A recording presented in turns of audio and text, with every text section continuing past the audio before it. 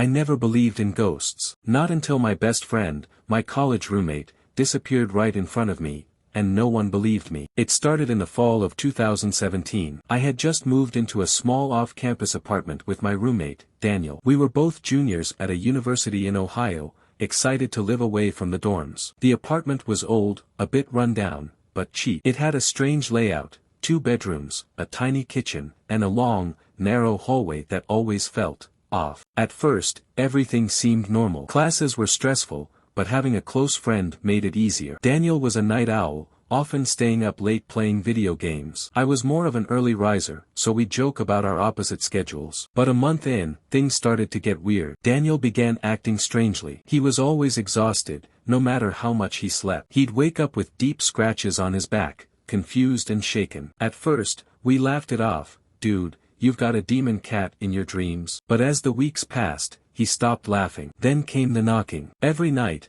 around 3 a.m., soft, rhythmic knocks echoed through our apartment. Always 3 knocks. Knock, knock, knock. At first, we thought it was the neighbors, but when we asked, they swore they heard nothing. One night, I woke up to find Daniel standing in the hallway, facing the wall. His breathing was heavy. "Dan," I whispered, stepping closer. No response. I touched his shoulder, and he turned so fast I almost screamed. His eyes were wide, unfocused. Then he whispered, "It's coming." That was the first time I truly felt afraid. Over the next week, Daniel got worse. He barely spoke, barely ate. He started locking his bedroom door at night, but I still heard him mumbling in his sleep. I swear, sometimes, it wasn't his voice. Then came the night he disappeared. I woke up to the sound of scratching, long, deep scratches against wood. I sat up, heart pounding. It was coming from Daniel's room. "Dan," I called. No answer. I got up, pushed on his door. Locked. The scratching continued. Harder. Faster. I panicked and slammed my shoulder against the door. It burst open,